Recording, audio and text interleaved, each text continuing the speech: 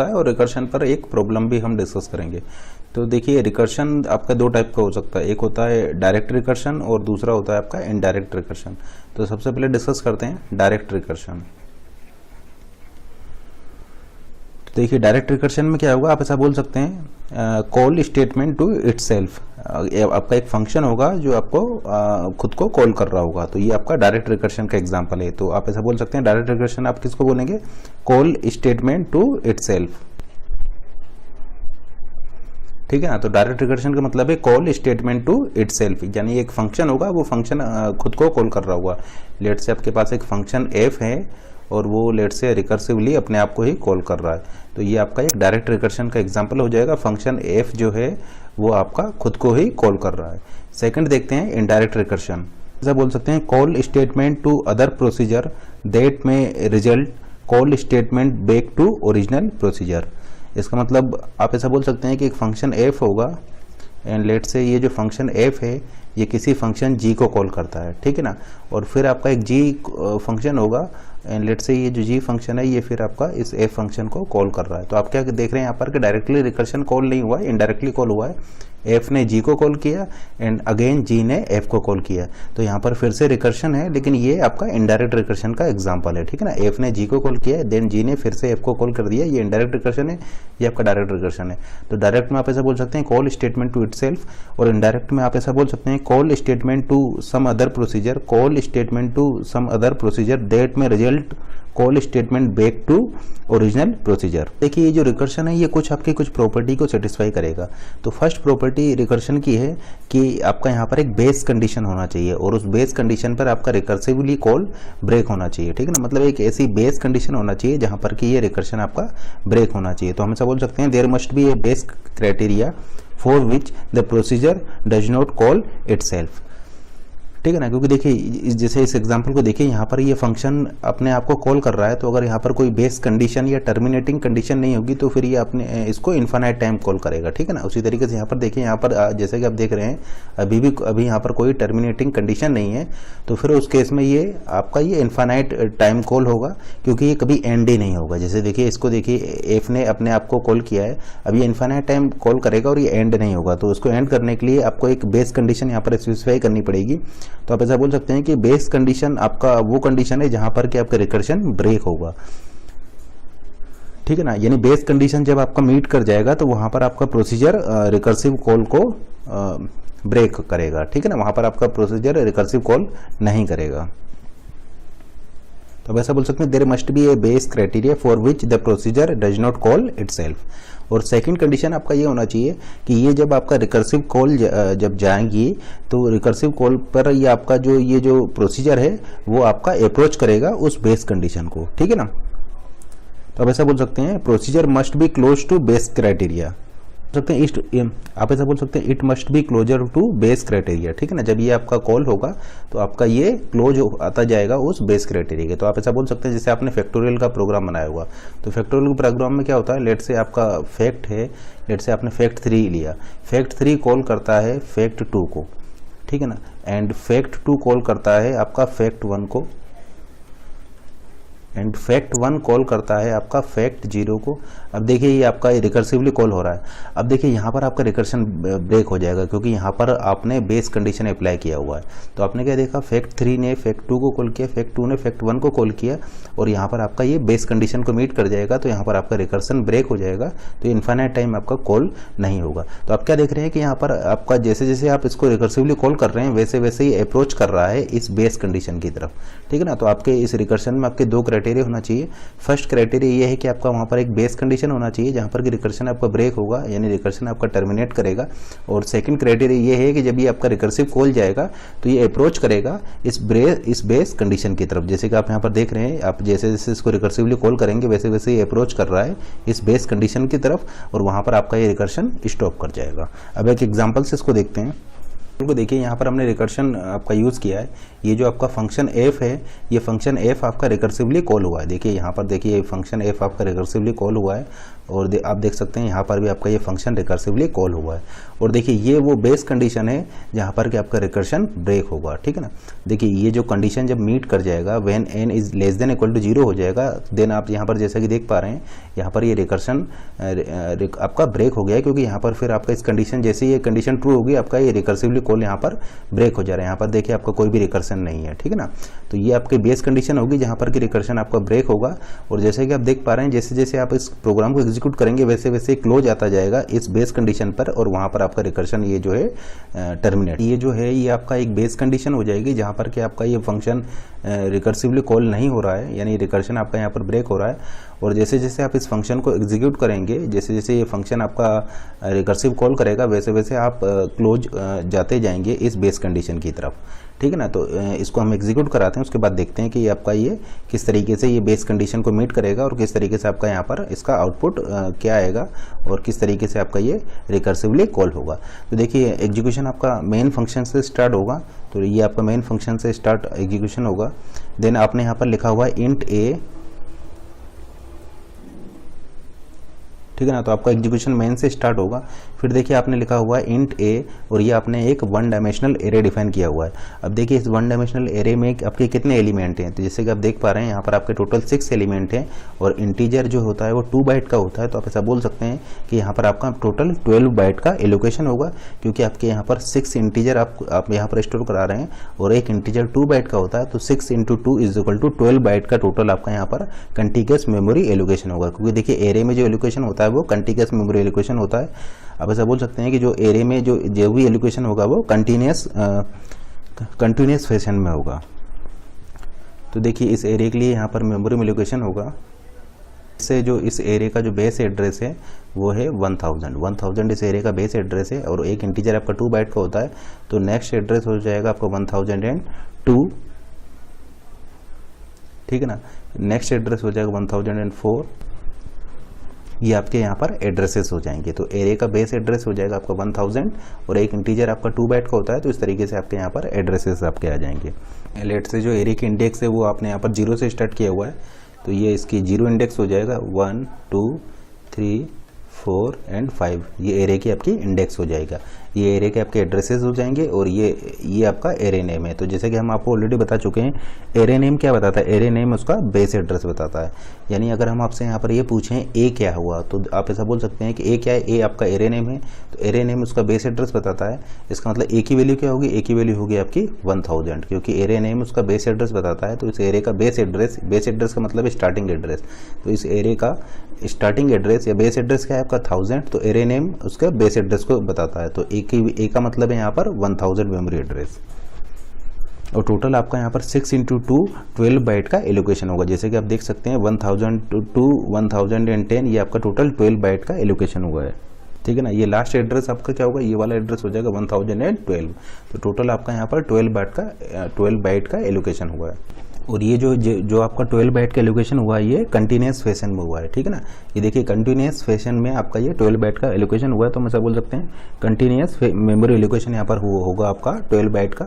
देखिए इस लाइन का ये लाइन जब एग्जीक्यूट होगा तो आपका मेमोरी में ये 12 बाइट का कंटिन्यूअस, जब ये लाइन आपका एग्जीक्यूट होगा तब आपका मेमोरी में 12 बाइट का ये कंटिन्यूअस फैशन में एलोकेशन होगा। उसके बाद में देखिए इसको एग्जीक्यूट कराते हैं, printf %t fa,6। तो देखिए यहाँ पर आपका ये फंक्शन कॉल हुआ है fa,6, ये वाला फंक्शन आपका कॉल होगा। तो देखिए यहाँ पर आपका ये फंक्शन कॉल हो गया है। देखिए ये मेन ने इस फंक्शन को कॉल किया है। देखिए printf के अंदर देखिए fa,6 ये आपका कॉल हो गया है। अब देखिए एरे नेम क्या बताता है, एरे नेम आपका बेस एड्रेस को बताता है। इसका मतलब ए का मतलब क्या है, ए का मतलब है 1000, क्योंकि एरे नेम उसका बेस एड्रेस बताता है। पास आपने यहाँ पर किया है a,6, इसका मतलब एक एरे नेम क्या बताएगा, ए क्या है, ए आपका एरे नेम है, यानी जो कि आपका उसका एरे का स्टार्टिंग एड्रेस बताएगा, जो कि यहाँ पर 1000 है। यानी यहाँ पर ऐसा बोल सकते हैं, यहाँ पर आपने पास किया 1000,6। क्योंकि एरे नेम यहाँ पर उसका बेस एड्रेस बताता है और इस एरे का बेस एड्रेस है 1000, यानी देखिए यहाँ पर पास क्या होगा, यहाँ पर पास होगा 1000,6 यहाँ पर आपका पास हो जाएगा। अब जैसे कि आप देख पा रहे हैं ये 1000 क्या है, 1000 आपका एक एड्रेस है और ये क्या है, ये आपका एक इंटीजर है। तो इसलिए आपने यहाँ पर इसको रिसीव करने के लिए एक इंटीजर पॉइंटर लिया हुआ है और ये आपने नॉर्मल एक इंटीजर वेरिएबल लिया हुआ है, क्योंकि 6 क्या है, 6 आपका एक नॉर्मल इंटीजर वेरिएबल है। तो इसके लिए आपने यहाँ पर इंट एन डिफाइन किया हुआ है और ये चूँकि आपका एक एड्रेस है, ठीक है ना, और ये आपका क्या है, एक एड्रेस है। तो इस एड्रेस को रिसीव करने के लिए आपने यहाँ पर एक इंटीजर पॉइंटर लिया है, क्योंकि आपका ये जो एड्रेस है ये किसका होगा, ये एक इंटीजर का होगा। जैसे कि देखिए 1000 आपका इस 12 इंटीजर का एड्रेस है, 1002 इस 7 इंटीजर का एड्रेस है, 1004 जो है इस 13 इंटीजर का एड्रेस है। तो इसको होल्ड करने के लिए आपने यहाँ पर ये एक इंटीजर पॉइंटर लिया हुआ है। अब देखिए मेन फंक्शन ने इस फंक्शन को कॉल कर दिया है, मेन फंक्शन ने इस फंक्शन को कॉल कर दिया है। तो आपका स्टैक में क्या होगा, स्टैक में आपका मेन फंक्शन चला जाएगा। स्टैक है तो देखिए यहाँ पर जैसे कि आप देख पा रहे हैं मेन फंक्शन ने इस फंक्शन को कॉल किया है, तो मेन फंक्शन आपका स्टैक में चला जाएगा और कंट्रोल चला जाएगा आपका इस फंक्शन पर। तो देखिए जो मेन फंक्शन जो था आपका वो स्टैक में जा चुका है। तो ये आपका मेन फंक्शन है जो स्टैक में जा चुका है, वो कंट्रोल चला जाएगा आपका इस फंक्शन पर, ठीक है ना, क्योंकि मेन ने इस फंक्शन को कॉल किया है। तो स्टैक में चला जाएगा आपका मेन फंक्शन और एग्जीक्यूशन में आ जाएगा आपका ये वाला फंक्शन। अब देखिए इस फंक्शन को एग्जीक्यूट कराते हैं। तो जैसे कि आप यहाँ पर देख पा रहे हैं, यहाँ पर जो इस फंक्शन में आपने इस एड्रेस को रिसीव करने के लिए यहाँ पर एक इंटीजर पॉइंटर लिया हुआ है। तो यहाँ पर ए की वैल्यू क्या हो जाएगा, ए की वैल्यू हो जाएगा 1000 और एन की वैल्यू हो जाएगी आपका 6, ठीक है ना। तो जब ये फंक्शन आपका एग्जीक्यूट होगा तो यहाँ पर आपका इस इंटीजर, जब ये फंक्शन आपका एग्जीक्यूट होगा तो यहाँ पर इस पॉइंटर वेरिएबल ए के लिए मेमोरी एलोकेट होगी और इस इंटीजर एन वेरिएबल के लिए आपका मेमोरी एलोकेट होगी। तो लेट से आपका ये मेमोरी एलोकेट हुआ है इस वेरिएबल ए के लिए, लेट से सम 2000 मेमोरी एड्रेस पर इसका एलोकेशन हुआ है, जिसकी की वैल्यू क्या है, जैसे कि आप देख रहे हैं ये क्या है, आपका इंटीजर पॉइंटर है। तो इसकी वैल्यू क्या हो जाएगी, इसकी वैल्यू हो जाएगा आपका 1000 और ये एन के लिए एलोकेशन होगा। लेट से जो एन के लिए एलोकेशन हुआ है वो आपका हुआ है 3000 मेमोरी एड्रेस पर, जिसकी की वैल्यू क्या है, इसकी वैल्यू है आपका। तो यहाँ पर देखिए जब ये फंक्शन एफ आपका एग्जीक्यूशन में आएगा तो ये एक इंटीजर पॉइंटर के लिए और एक इंटीजर वेरिएबल के लिए आपका एलोकेशन होगा और ये आपका ये जो फंक्शन है ये आपका एग्जीक्यूशन में आएगा। जैसा कि आप यहाँ पर देख पा रहे हैं, ये फर्स्ट कंडीशन आप यहाँ पर चेक करेंगे, if n is less than equal to 0, तो आपके एन की वैल्यू क्या है, 6 है। ये कंडीशन आपका क्या होगी, फॉल्स हो गया। आप एल्स वाले पार्ट में जाएंगे, एल्स इफ स्टार है। अब ऑलरेडी हम आपको बता चुके हैं कि ए क्या है, ए आपका एक इंटीजर पॉइंटर है। तो ए की वैल्यू क्या होगी, ए की वैल्यू होगी 1000। देखिए यहाँ पर एक चीज़ नोट कीजिए, यहाँ पर जो ये वाला ए है और ये वाला ए है, ये दोनों अलग अलग है। यहाँ पर ये जो ए है, ये ए का मतलब है एरे नेम, ठीक है ना, और ये आपने मेन के अंदर डिफाइन किया है। तो इस ए का मतलब है एरे नेम जो कि आपने मेन के अंदर डिफाइन किया हुआ है। और यहाँ पर जो ए है ये एरे, यहाँ पर जो ए है इस ए का मतलब है एक इंटीजर पॉइंटर जो कि आपने इस फंक्शन एफ में लोकली डिफाइन किया हुआ है। तो आप ऐसा बोल सकते हैं ये जो ए जो आप देख रहे हैं ये लोकल होगा, इसका स्कोप लोकल होगा with respect to this function f, और ये जो ए जो है ये एक इंटीजर पॉइंटर होगा, जबकि ये जो ए जो है ये एक एरे होगा जिसको कि आपने मेन में डिफाइन किया हुआ है। तो ये ए और ये वाला ए ये दोनों अलग अलग हैं, ठीक है ना। तो ये जो एरे जो आप देख रहे हैं ये आपने मेन में डिफाइन किया हुआ है, जबकि ये जो आप देख रहे हैं ये आप अपने फंक्शन एफ में डिफाइन किया हुआ है। एरे नेम है, एरे नेम इसका बेस एड्रेस बताता है, जबकि यहाँ पर ए क्या है, यहाँ पर ए एक पॉइंटर वेरिएबल है। तो ए का मतलब क्या है, ए का मतलब है 1000, m% of A, m% of A का मतलब होगा यहाँ पर 2000। तो ए का मतलब है 1000, एन का मतलब है 6, m% ऑफ एन का मतलब है 3000, m% ऑफ ए का मतलब है 2000। तो ए का मतलब है यहाँ पर 1000। तो आपको ये कैलकुलेट करना है। देखिए ये कंडीशन आपकी फॉल्स हो चुकी थी क्योंकि 6 is less than equal to 0, ये आपका फॉल्स है। तो आप एल्स इफ वाले पार्ट में गए, यहाँ पर आपको चेक करना है स्टार ए।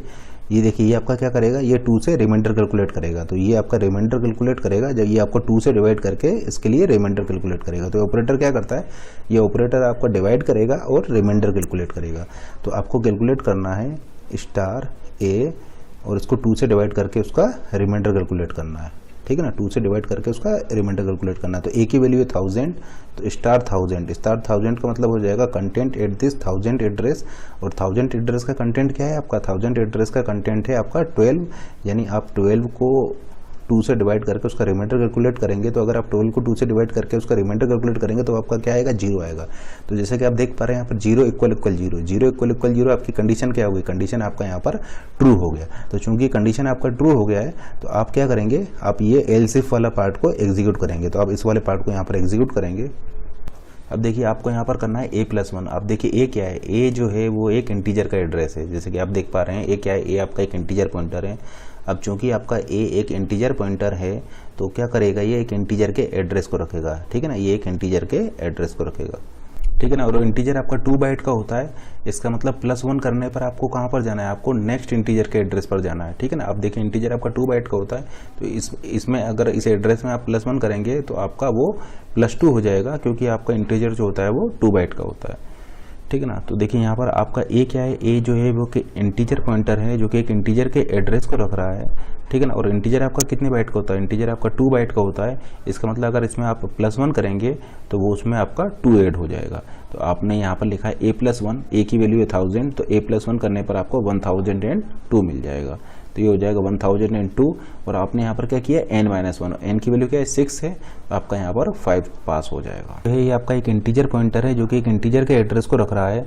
और इंटीजर चूंकि आपका 2 बाइट का होता है, इसका मतलब नेक्स्ट इंटीजर आपको कहाँ पर मिलेगा, नेक्स्ट इंटीजर आपको तब मिलेगा जब आप उसमें +2 ऐड करेंगे, क्योंकि इंटीजर आपका 2 बाइट का होता है। जैसे कि आप यहाँ पर देख पा रहे हैं, अगर ये 12 आपका 1000 पर स्टोर है तो नेक्स्ट इंटीजर आपको 1002 पर मिलेगा, क्योंकि ये जो आपका इंटीजर है ये 2 बाइट का होता है। देखिए अगर यहाँ पर आपका 1002 है तो नेक्स्ट इंटीजर आपको निकालना है, तो इसमें आपको 2 ऐड कर देंगे तो आपको नेक्स्ट इंटीजर की लोकेशन मिल जाएगा। जैसे कि 1002 में आप 2 ऐड करेंगे तो आपको 1004 मिल जाएगा, और उस तरीके से आप ये नेक्स्ट इंटीजर पर पहुंच जाएंगे। तो जैसे कि आप यहाँ पर देख पा रहे हैं, आपने यहाँ पर किया है a+1, ठीक है ना। और a क्या है, a जो है वो एक इंटीजर पॉइंटर है, यानी एक इंटीजर के एड्रेस को रख रहा है। तो नेक्स्ट इंटीजर आपको कहाँ पर मिलेगा, चूंकि इंटीजर आपका 2 बाइट का होता है, तो नेक्स्ट इंटीजर आपको मिलेगा उसमें उस एड्रेस में 2 बाइट को ऐड करने पर। देखिए ये a जो है वो एक इंटीजर पॉइंटर है, अब क्योंकि इंटीजर पॉइंटर है तो इंटीजर के एड्रेस को रखेगा, और इंटीजर आपका 2 बाइट का होता है। इसका मतलब +1 करने पर आपका नेक्स्ट इंटीजर आपको मिलेगा जब मेमोरी एड्रेस में आप 2 बाइट को ऐड करेंगे। तो इसमें अगर आप +1 कर रहे हैं तो मेमोरी एड्रेस में आपको 2 बाइट को ऐड करने पर ही आपको नेक्स्ट इंटीजर मिलेगा। तो यहाँ पर देखिए a क्या है, a की वैल्यू है आपका 1000, तो a+1 करने पर आपका ये वैल्यू हो जाएगी 1002, क्योंकि a जो है वो एक इंटीजर पॉइंटर है, इंटीजर के एड्रेस को रख रहा है। और ये आप देख पा रहे हैं इस वाले फंक्शन ने इस वाले फंक्शन को कॉल कर दिया है, तो ये वाला फंक्शन कहाँ पर चला जाएगा, ये वाला फंक्शन स्टैक में चला जाएगा। तो ये वाला फंक्शन देखिए आपका स्टैक में चला जाएगा, f1000,6 ये आपका स्टैक में चला जाएगा। और एग्जीक्यूशन में क्या आ जाएगा, एग्जीक्यूशन में आपका ये वाला फंक्शन आ जाएगा, ठीक है ना। देखिए इस वाले फंक्शन ने इस वाले फंक्शन को रिकर्सिवली कॉल कर दिया है, तो ये वाला फंक्शन चला जाएगा स्टैक में, 1000,6 वाला चला जाएगा स्टैक में, और कंट्रोल आ जाएगा आपका इस नए फंक्शन पर जो कि इसने कॉल किया है। अब जैसे कि आप देख सकते हैं, ये आपका कॉल कहाँ से गया था, आपका कॉल यहाँ से गया था, यहाँ से आपका यहाँ पर कॉल गया था। अब देखिए आपने यहाँ पर क्या पास किया, आपने यहाँ पर पास किया 1002,5, यानी ये a की वैल्यू क्या हो जाएगा, a क्या है, एक इंटीजर पॉइंटर है, इंटीजर के एड्रेस को रखता है। तो आप ऐसा बोल सकते हैं कि अब यहाँ पर जो है a की वैल्यू क्या हो जाएगा, a की वैल्यू हो जाएगी आपके 1002, और n की वैल्यू क्या हो जाएगा, n की वैल्यू हो जाएगी आपकी 5। अब देखिए ये वाला a और ये वाला a अलग अलग है। ये वाला a जो है वो एक इंटीजर पॉइंटर है इस फंक्शन का, और ये वाला a जो है वो एक इंटीजर पॉइंटर है इस नए वाले फंक्शन का जिसको कि इसने रिकर्सिवली कॉल किया है। उसी तरीके ये जो n जो है ये लोकल है इस फंक्शन f का, तो ये n जो है ये वेरिएबल है इस फंक्शन का, जबकि ये वाला n जो है ये वेरिएबल है इस फंक्शन का। तो इनके एलोकेशन भी अलग अलग होंगे, ठीक है ना। लेट्स से इसका एलोकेशन हो रहा है आपका 4000 मेमोरी लोकेशन पर, और इसका एलोकेशन हो रहा है आपका 5000 मेमोरी लोकेशन पर।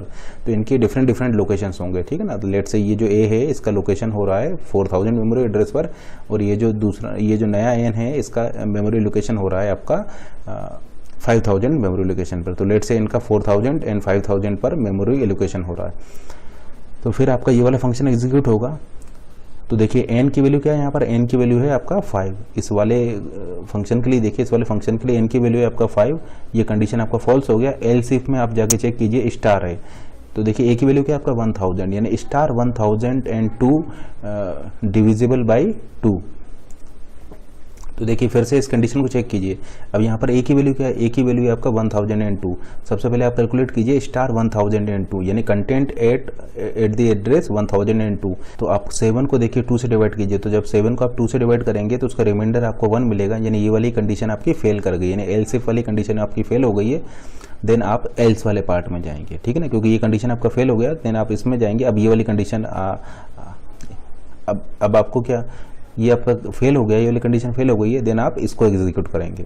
देखिए स्टार 1000 क्या है, स्टार 1000 है आपका 12, तो इस वैल्यू को लेट से हम यहाँ पर लिख लेते हैं, ये स्टार 1000 हो जाएगा आपका 12 कंटेंट एट दिस 1000 एड्रेस। अब देखिए इसको हम एग्जीक्यूट करा रहे हैं 1002,5 को। देखिए एन की वैल्यू है 5 is less than 0, condition false. फिर आप एल्स इफ वाले पार्ट में आए। अब यहाँ पर देखिए ए की वैल्यू क्या है, ए की वैल्यू 1002 यानी स्टार 1002 यानी कंटेंट एट दिस एड्रेस 1002, ये आपका क्या है 7 को आप 2 से डिवाइड कीजिए, रिमाइंडर कैलकुलेट कीजिए, क्या मिलेगा आपको 1 मिलेगा, यानी ये एल्स इफ वाली कंडीशन जो है आपका फेल कर गया। आप एल्स वाले पार्ट में जाएंगे। अब देखिए आपका ये वाला लाइन एग्जीक्यूट होगा, तो देखिए यहाँ से क्या आपका एग्जीक्यूट होगा स्टार ए यानी स्टार ए की वैल्यू क्या है, यहाँ पर ए की वैल्यू 1002, तो यहाँ पर आपका होगा स्टार 1002 माइनस एफ। देखिए ये वाला आपका एग्जीक्यूट हो रहा है, तो ये हो गया स्टार 1002 क्योंकि ए की वैल्यू है यहाँ पर 1002 माइनस। अब देखिए ए की वैल्यू 1002 है, और चूंकि ए जो है आपका इंटीजर पॉइंटर है और इंटीजर आपका 2 बाइट का होता है, तो a+1 करने पर आपका इसमें 2 बाइट का इंक्रीमेंट हो जाएगा। ए था आपका 1002 +1 आपने कर दिया, तो ये आपका 2 बाइट का इंक्रीमेंट होकर के हो जाएगा 1004। तो ये हो गया आपका 1004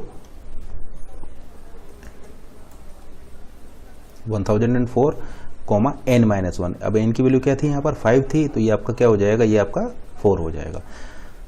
अब जैसे कि आप देख पा रहे हैं इस फंक्शन को कॉल कर दिया है, तो ये वाला फंक्शन कहाँ चला जाएगा, ये वाला फंक्शन स्टैक में चला जाएगा और एग्जीक्यूशन में आपका ये वाला फंक्शन आ जाएगा। तो ये वाला फंक्शन लेट से आपका स्टैक में चला गया 1002,5, ये स्टैक में जा चुका है और कंट्रोल आ जाएगा आपका इस वाले फंक्शन में। अब ये वाला फंक्शन आपका एग्जीक्यूट होगा, तो फिर से ये 2 वेरिएबल इसके लिए क्रिएट होंगे, पॉइंटर वेरिएबल ए और एन क्रिएट होगा। यहाँ पर ए की वैल्यू क्या है, ए की वैल्यू है आपका 1004 और एन की वैल्यू क्या है, एन की वैल्यू है आपका यहाँ पर 4। जैसे कि आप देख पा रहे हैं यहाँ पर ये एन की कंडीशन फिर से फॉल्स हो जाएगा, तो एल्स इफ वाला पार्ट एग्जीक्यूट होगा। फिर से आप स्टार ए कैलकुलेट कीजिए, तो देखिए ए क्या है, ए आपका है 1004 स्टार ए यानी स्टार 1004 यानी कंटेंट एट दिस एड्रेस 1004 जो कि आपका क्या है 13 को 2 से डिवाइड कीजिए, रिमाइंडर आपको 1 मिलेगा, यानी कि कंडीशन फिर से फॉल्स कर गया। तो फिर से आपका एल्स वाला पार्ट एग्जीक्यूट होगा। तो फिर से देखिए आपका एल्स वाला पार्ट एग्जीक्यूट हो रहा है। यहाँ पर आपने लिखा हुआ स्टार है, ए की वैल्यू है 1004 यानी ये हो जाएगा स्टार 1004 माइनस एफ a+1 किया है, तो ये आपका क्या हो जाएगा, ये आपका हो जाएगा 1006 क्योंकि इंटीजर आपका 2 बाइट का होता है 1006, n-1, तो ये आपका क्या हो जाएगा, ये आपका हो जाएगा 3। अब चूंकि इसने इसको कॉल कर दिया है, तो ये आपका स्टैक में चला जाएगा, तो ये आपका स्टैक में चला गया 1004,4 ये आपका स्टैक में चला जाएगा और एग्जीक्यूशन में आपका ये वाला फंक्शन आ जाएगा। फिर से आपका यहाँ पर 2 वेरिएबल क्रिएट होंगे, एक वेरिएबल ए क्रिएट होगा 1006 और एक वेरिएबल एन क्रिएट होगा जिसकी की वैल्यू आपका 3 होगा। अब फिर से इसको एग्जीक्यूट कराइए। यहाँ पर देखिए एन आपका 3 है, 3 इज लेस देन 0, कंडीशन आपका क्या हो जाएगा, फॉल्स हो जाएगा। फिर इस पार्ट को कैलकुलेट करते हैं स्टार 1006 क्योंकि ए की वैल्यू यहाँ पर है 1006, तो आप कैलकुलेट करेंगे स्टार 1006 यानी कंटेंट एट दिस एड्रेस 1006 जो कि आपका 4 है। 4 को 2 से डिवाइड कीजिए, रिमाइंडर आपका 0 आ गया, यानी ये वाली कंडीशन आपका ट्रू हो गया। अब चूंकि आपका ये वाली कंडीशन ट्रू हो गई है, इसका मतलब ये वाली लाइन आपका अब एग्जीक्यूट होगी, तो इसको हम एग्जीक्यूट करा रहे हैं। तो देखिए ये आपका एग्जीक्यूट होगा, तो यहाँ पर आपका आ जाएगा स्टार ए यानी स्टार 1006 प्लस एफ a+1। देखिए ये 1006 है, तो इसमें +1 करेंगे तो ये हो जाएगा 1008, n-1, तो ये आपका 3 है, तो 3 से हो जाएगा ये आपका 2। और ये वाला फंक्शन जो है ये स्टैक में चला जाएगा, तो ये फंक्शन आपका स्टैक में चला गया f 1006, 3 ये स्टैक में चला जाएगा और ये फंक्शन आपका एग्जीक्यूशन में आ जाएगा। अब चूंकि ये वाला फंक्शन आपका एग्जीक्यूशन में आएगा, तो फिर से एक वेरिएबल ए और वेरिएबल एन क्रिएट होंगे, तो वेरिएबल ए की वैल्यू क्या है यहाँ पर, वेरिएबल ए की वैल्यू है 1008 और एन की वैल्यू है यहाँ पर 2। अब फिर से देखिए आप यहाँ पर कैलकुलेट कीजिए एन, यानी एन की वैल्यू यहाँ पर 2 है, 2 is less than equal to 0, condition false. फिर इसको एग्जीक्यूट कराइए स्टार 1008 का कंटेंट है आपका 11, 11 को 2 से डिवाइड कीजिए, आपका रिमाइंडर 1 आएगा, ये कंडीशन फॉल कर जाएगा, फॉल्स हो जाएगी। फिर आप एल्स वाले पार्ट में आएंगे और ये वाली लाइन आपका एग्जीक्यूट होगी। तो इसको एग्जीक्यूट कराते हैं स्टार ए, यानी star 1008 star 1008 minus F A plus 1, आपने प्लस 1 किया है, यानी 1008 में अब प्लस 1 करेंगे तो ये हो जाएगा 1010, क्योंकि ये ए जो है ये इंटीजर पॉइंटर है, इंटीजर के एड्रेस को रख रहा है और इंटीजर आपका 2 बाइट का होता है, तो प्लस 1 करने पर उसमें मेमोरी में 2 बाइट का इंक्रीमेंट होगा, कोमा n-1, तो यहाँ पर 2 है तो ये आपका 1 हो जाएगा और ये वाला आपका स्टैक में चला जाएगा।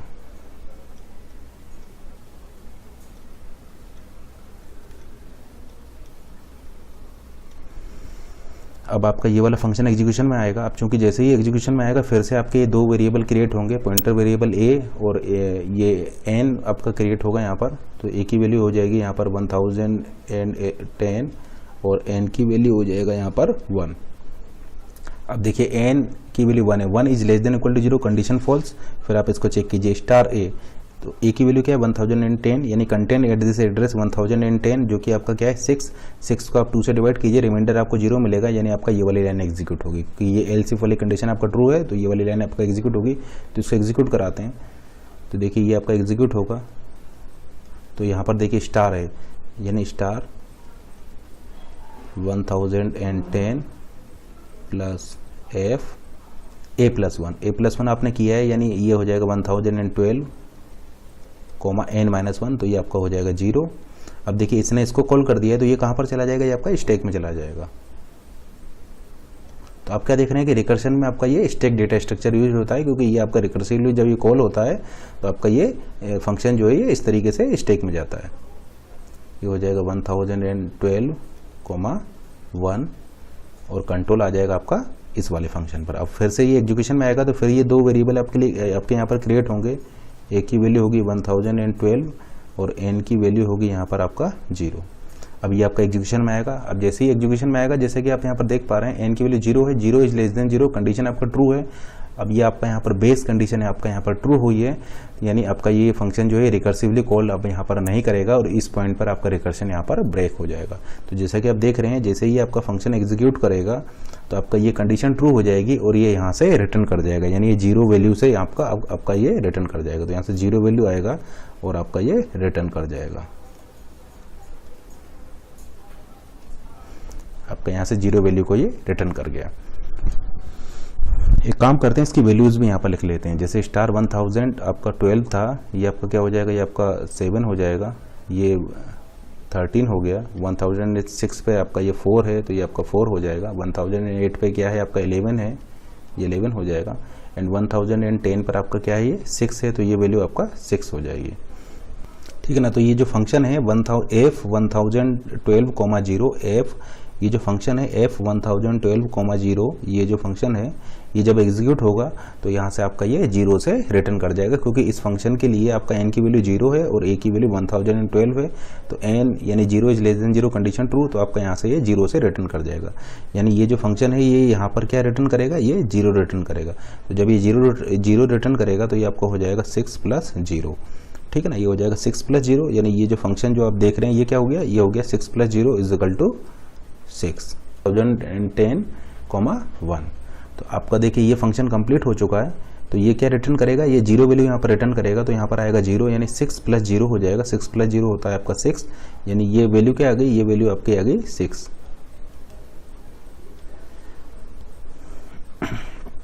ठीक है ना। उसके बाद में ये फंक्शन जो है आपका कंप्लीट हो चुका है, तो कंट्रोल रिटर्न होकर के जाएगा आपका इस वाले फंक्शन पर। तो देखिए ये कंट्रोल रिटर्न होकर के आपका यहाँ पर आएगा और स्टैक से आपका ये वाला फंक्शन जो है f1010,1 इसको आप पॉप कर देंगे। तो स्टैक से आपने इसको पॉप कर दिया और ये रिटर्न होकर के आपका यहाँ पर जाएगा। अब ये रिटर्न होकर क्या वैल्यू आ रही है, यहाँ पर 6 वैल्यू आ रही है। इसको सॉल्व करते हैं, 11 - 6, ये है आपका 11 - 6, इसको सॉल्व करते हैं तो ये आपका 5 हो जाएगा,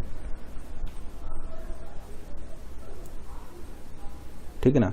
तो तो ये जो 6 वैल्यू थी, ये 6 वैल्यू रिटर्न होकर के आएगी यहाँ पर, ठीक है ना। तो ये स्टैक से ये वाला जो फंक्शन था ये पॉप होगा और यहाँ पर ये 6 वैल्यू आएगी। फिर इसको हम सॉल्व करते हैं, 11 minus 6 which is equal to 5, तो ये वैल्यू आपके हो जाएगा यहाँ पर 5।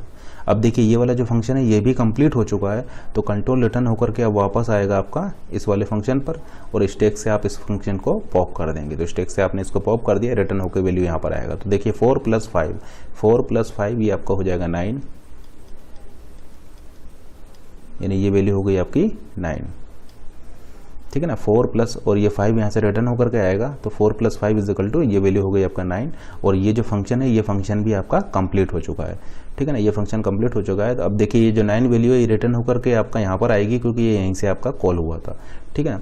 तो आपका ये स्टैक से अब ये वाला फंक्शन जो है ये पॉप होगा और कंट्रोल आपका यहाँ पर आ जाएगा। और ये क्या वैल्यू रिटर्न होकर के आ रही है, यहाँ पर 9 आ रहा है, तो ये आपका हो जाएगा 13 - 9 विच इज इक्वल टू 4, ठीक है ना। 13 - 9 ये वैल्यू रिटर्न होकर के क्या देगा, ये फंक्शन 9 वैल्यू। देखिए ये 9 वैल्यू रिटर्न होकर के यहाँ पर आएगा, तो 13 - 9 इज इक्वल टू 4, तो ये वैल्यू 4 हो जाएगा। एंड ये वाला फंक्शन जो है इसका भी एग्जीक्यूशन आपका कंप्लीट हो चुका है। अब ये 4 वैल्यू रिटर्न होकर के जाएगा आपका यहाँ पर, ये 4 वैल्यू रिटर्न होकर के यहाँ पर जाएगा और स्टैक से आप इस वाले फंक्शन को पॉप कर लेंगे। अब क्योंकि आपका कंट्रोल अब इस वाले फंक्शन पर आ चुका है, तो एग्जीक्यूशन में आपका ये वाला फंक्शन आ जाएगा, तो स्टैक से आपको उसको पॉप करना होगा। अब एग्जीक्यूशन में आपका ये वाला फंक्शन है और ये वैल्यू रिटर्न होकर के यहाँ पर आ जाएगा। तो 7 - 4 विच इज इक्वल टू 3, तो ये आपका 3 वैल्यू हो जाएगा। और ये वाला फंक्शन भी जो है आपका कंप्लीट हो चुका है, तो ये वाला फंक्शन भी आपका कंप्लीट हो चुका है। अब ये 3 वैल्यू रिटर्न होकर के आएगा आपका यहाँ पर और कंट्रोल आ जाएगा आपका इस वाले फंक्शन में। तो आप इस फंक्शन को स्टैक से पॉप कर देंगे। स्टैक से पॉप कर दिया है, कंट्रोल आपका इस फंक्शन में आ चुका है और ये वैल्यू रिटर्न होकर के आपका यहाँ पर आ जाएगा। तो ये हो जाएगा आपका 12 + 3 विच इज इक्वल टू 15, ठीक है ना। तो ये वैल्यू आपका हो जाएगा 15 और ये जो 15 वैल्यू है ये रिटर्न होकर के आएगी आपका यहाँ पर, क्योंकि इस फंक्शन ने इसको कॉल किया था, ठीक है ना। तो ये आपका ये 1002,5 जो है इसका एग्जीक्यूशन कंप्लीट हो चुका है, ठीक है ना। और ये 15 जो वैल्यू है ये रिटर्न होकर के आएगी आपका यहाँ पर। तो 12 + 3 इज इक्वल टू 15 और 15 वैल्यू आपका यहाँ पर रिटर्न होकर आएगी। तो आप क्या करेंगे, इस फंक्शन को स्टैक से पॉप कर लेंगे। तो इस वाले फंक्शन को आपने स्टैक से पॉप कर लिया और ये वैल्यू रिटर्न होकर के आपका यहाँ पर आ जाएगा। तो ये वैल्यू आपका हो जाएगा 15। अब देखिए इस फंक्शन को किसने कॉल किया था, इस फंक्शन ये देखिए अब ये फंक्शन भी आपका कंप्लीट हो चुका है। f1000,6 है, ये भी आपका कंप्लीट हो चुका है। अब देखिए इस फंक्शन को किसने कॉल किया था, इस फंक्शन को कॉल किया था मेन ने। तो ये फंक्शन आपका कंप्लीट हो चुका है, तो आपका कंट्रोल चला जाएगा मेन पर, क्योंकि मेन ने इस फंक्शन को कॉल किया था। जैसे यहाँ पर देख सकते हैं मेन वाले फंक्शन ने इसको कॉल किया था, तो ये फंक्शन आपका कंप्लीट हो चुका है। तो स्टैक से आपका अब मेन फंक्शन आपका पॉप होगा और मेन फंक्शन एग्जीक्यूशन में आएगा। और ये फंक्शन क्या रिटर्न करेगा, ये फंक्शन 15 रिटर्न करेगा मेन फंक्शन को। तो ये वाला जो फंक्शन था, क्योंकि मेन ने इसको कॉल किया था, तो ये फंक्शन मेन वाले फंक्शन को रिटर्न करेगा 15। तो कंट्रोल चला जाएगा मेन में, तो स्टैक से आपका मेन पॉप होगा और ये 15 वैल्यू जो है ये रिटर्न होकर के आपका यहाँ पर आएगी। जैसे कि आप देख पा रहे हैं यहाँ पर आउटपुट में क्या प्रिंट होगा, यहाँ पर आपका आउटपुट में 15 प्रिंट हो जाएगा। तो जैसे कि आपने यहाँ पर देखा, यहाँ पर आपका ये रिकर्सिव कॉल गया था, रिकर्सिव कॉल जा रही है और यहाँ पर आपका रिकर्शन ब्रेक हो गया है एंड देन आपका ये इस ऑर्डर में आपका ये सॉल्व हुआ है। क्या मुझे आप इस प्रोग्राम की टाइम कॉम्प्लेक्सिटी बता सकते हैं, इस प्रोग्राम की टाइम कॉम्प्लेक्सिटी क्या होगी? तो जैसा कि आप यहाँ पर देख पा रहे हैं, ये जो फंक्शन है, ये फंक्शन आपका अगर एक बार एग्जीक्यूट हो रहा है तो एक कांस्टेंट अमाउंट ऑफ टाइम ले रहा है, ठीक है ना। क्योंकि अगर ये वाली कंडीशन ट्रू है तब तो आपके ये 2 स्टेटमेंट एग्जीक्यूट होंगे, अगर ये वाली कंडीशन ट्रू है तब आपके ये 4 स्टेटमेंट एग्जीक्यूट होंगे, और अगर ये वाली कंडीशन फॉल्स है देन आपके ये सभी स्टेटमेंट एग्जीक्यूट होंगे। और ये जो स्टेटमेंट जो लिखे हुए हैं हमने यहाँ पर एक कांस्टेंट स्टेटमेंट लिखे हुए हैं, तो आप देख सकते हैं 1 2 3 4 एंड 5, मैक्सिमम आपके यहाँ पर 5 स्टेटमेंट है। तो आप ऐसा बोल सकते हैं अगर ये फंक्शन एक बार एग्जीक्यूट होता है, अगर ये फंक्शन f एक बार एग्जीक्यूट होता है तो एक कांस्टेंट अमाउंट ऑफ टाइम लेगा ये एक बार एग्जीक्यूट होने में, ठीक है ना।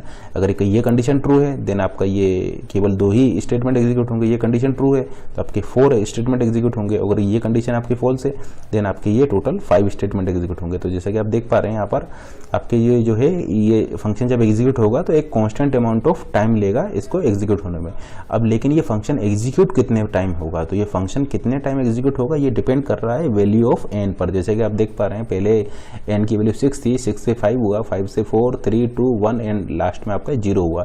तो आप ऐसा बोल सकते हैं कि जितनी एन की वैल्यू होगी उतने टाइम ये आपका कॉल होगा, ठीक है ना। और एक बार कॉल होने में कांस्टेंट अमाउंट ऑफ टाइम ले रहा है तो एन बार कॉल होने में ये आपका n into constant amount of time लेगा। तो आप ऐसा बोल सकते हैं इस प्रोग्राम का जो रनिंग टाइम होगा वो बिग O ऑफ एन हो जाएगा। तो इसका रनिंग टाइम हो गया बिग O ऑफ एन, क्योंकि ये फंक्शन एक बार एग्जीक्यूट होने में कांस्टेंट टाइम लेता है और ये आपका एन टाइम एग्जीक्यूट हो रहा है, तो आपका n into constant amount of time is equal to order of n. तो ये फंक्शन आपका ऑर्डर ऑफ एन टाइम लेगा, तो इसका रनिंग टाइम हो जाएगा ऑर्डर ऑफ एन, ठीक है ना। क्योंकि मेन फंक्शन जो है ये मेन फंक्शन भी जैसे कि आप देख पा रहे हैं इस स्टेटमेंट को एग्जीक्यूट होने में कांस्टेंट अमाउंट ऑफ टाइम लेगा, ठीक है ना। तो ये मेन फंक्शन में ये जो स्टेटमेंट है कांस्टेंट अमाउंट ऑफ टाइम में एग्जीक्यूट हो रहा है। उसके बाद में आपका ये प्रिंटफ स्टेटमेंट एग्जीक्यूट होगा, देन उसके बाद में ये यहाँ से आपका रिकर्सिवली कॉल चला जा रहा है और ये रिकर्सिव कॉल कितने टाइम जाएगा ये आपका इस एन की वैल्यू पर डिपेंड करेगा और जितने टाइम ये कॉल होगा, ठीक है ना। और एक बार इसको कॉल करने में कांस्टेंट अमाउंट ऑफ टाइम लग रहा है तो ये एन टाइम कॉल होगा तो आपका इसकी कॉम्प्लेक्सिटी हो गई बिग O ऑफ एन। तो आप ऐसा बोल सकते हैं इसका जो रनिंग टाइम होगा वो बिग O ऑफ एन हो जाएगा। अब क्या आप मुझे इस कोड की स्पेस कॉम्प्लेक्सिटी बता सकते हैं, इसको कितना स्पेस की रिक्वायरमेंट होगी? तो जैसे कि आप देख पा रहे हैं यहाँ पर देखिए आपका जब ये फंक्शन एक बार कॉल होगा तब आपका यहाँ पर 2 वेरिएबल क्रिएट हो रहे हैं, एक पॉइंटर वेरिएबल क्रिएट हो रहा है, दूसरा एक एन वेरिएबल क्रिएट हो रहा है। तो देखिए ये कितना स्पेस आपको लगा है, देखिए एक बार एग्जीक्यूट करने में एक कांस्टेंट स्पेस लग रहा है, ठीक है ना। वो कांस्टेंट स्पेस क्या होगा, ये पॉइंटर वेरिएबल वाला स्पेस प्लस ये इंटीजर वाला स्पेस। तो अब जैसे कि आप देख पा रहे हैं यहाँ पर आपको एक कांस्टेंट स्पेस लगा, यहाँ पर आपको एक कांस्टेंट स्पेस लगा, यहाँ पर आपको एक कांस्टेंट स्पेस लगा, यहाँ पर आपको एक कांस्टेंट स्पेस लगा। तो आप ऐसा बोल सकते हैं कि सभी लेवल पर आपको एक एक कांस्टेंट स्पेस लग रहा है, ठीक है ना। लेकिन ये जो स्पेस की जो रिक्वायरमेंट है ये इस वैल्यू ऑफ एन पर डिपेंड करेगा। तो आप ऐसा बोल सकते हैं कि इस कोड की स्पेस कॉम्प्लेक्सिटी जो होगी वो भी आपका बिग O ऑफ एन होगी। तो ये जो कोड हमने लिखा है इसका टाइम कॉम्प्लेक्सिटी भी बिग O ऑफ एन होगी और स्पेस कॉम्प्लेक्सिटी भी बिग O ऑफ एन होगी। या फिर आप ये जो हमने स्टैक बनाया है इस स्टैक की जो हाइट है इसके बेसिस पर भी आप निकाल सकते हैं। जैसे कि आप देख रहे हैं इसकी जो स्पेस कॉम्प्लेक्सिटी होगी वो big O of this stack height होगी, ठीक है ना। तो लेट्स से ये जो स्टैक की हाइट है किस पर डिपेंड कर रही है, स्टैक की हाइट जो है वो वैल्यू ऑफ एन पर डिपेंड कर रही है। जितनी ज़्यादा आप एन की वैल्यू लेंगे उतना ही ज़्यादा ये आपका स्टैक की हाइट होगी। तो आप ऐसा बोल सकते हैं इस केस में स्पेस कॉम्प्लेक्सिटी क्या है आपका स्टैक की हाइट के प्रोपोर्शन में है। आप ऐसा बोल सकते हैं big O of stack height, जो इसकी इस कोड की स्पेस कॉम्प्लेक्सिटी वो हो जाएगा आपका big O of stack height. और स्टैक हाइट क्या होगी इस केस में, स्टैक हाइट होगी वो प्रोपोर्शनल टू एन होगा। यानी इनडायरेक्टली आप ऐसा बोल सकते हैं कि इस कोड की जो स्पेस कॉम्प्लेक्सिटी है वो बिग O ऑफ एन होगा और टाइम कॉम्प्लेक्सिटी वो भी आपका बिग O ऑफ एन होगा, ठीक है ना। क्योंकि देखिए ये जो आपका ये जो मेन है यहाँ पर आपको एक कांस्टेंट स्पेस की रिक्वायरमेंट होगी, ये फंक्शन है इसमें भी आपको कांस्टेंट स्पेस की रिक्वायरमेंट होगी, इस फंक्शन में भी आपको कांस्टेंट स्पेस की रिक्वायरमेंट होगी। उसी तरीके से इस वाले फंक्शन के लिए भी आपको कांस्टेंट स्पेस की रिक्वायरमेंट होगी। इसका मतलब सभी सेल्स में आपको एक कांस्टेंट स्पेस की रिक्वायरमेंट होगी। लेकिन ये जो सेल्स जो आपके लगेंगे ये डिपेंड कर रहा है वैल्यू ऑफ एन पर। जितना ज़्यादा आपका एन की वैल्यू होगी उतने ज़्यादा आपको यहाँ पर सेल्स लग रहे हैं। इसका मतलब जो स्पेस कॉम्प्लेक्सिटी है वो बिग O ऑफ एन हो जाएगा, क्योंकि इसकी जो हाइट है वो इस एन के प्रोपोर्शन में होगी, ठीक है ना। देखिए एक सेल को एक कांस्टेंट स्पेस लगेगा, जैसे यहाँ पर देखिए यहाँ पर आपका एक कांस्टेंट स्पेस की रिक्वायरमेंट होगी, क्योंकि आपको केवल एक पॉइंटर वेरिएबल ए के लिए स्पेस चाहिए और एक एन के लिए स्पेस चाहिए। इस वाले लेवल पर देखिए यहाँ पर भी आपको ए के लिए और एन के लिए चाहिए। तो सभी लेवल्स पर आपको केवल एक कांस्टेंट स्पेस की रिक्वायरमेंट होगी। लेकिन यहाँ पर कितने लेवल्स होंगे ये डिपेंड कर रहा है आपका वैल्यू ऑफ एन पर। जितनी ज़्यादा वैल्यू ऑफ एन आप लेंगे उतने ही ज़्यादा यहाँ पर ये लेवल्स आपके इंक्रीज कर जाएंगे या उतनी ही ज़्यादा आपकी स्टैक की हाइट ग्रो कर जाएगा। तो आप ऐसा बोल सकते हैं स्पेस कॉम्प्लेक्सिटी इस केस में हो जाएगा बिग O ऑफ एन और टाइम कॉम्प्लेक्सिटी भी हो जाएगा आपका बिग O ऑफ एन।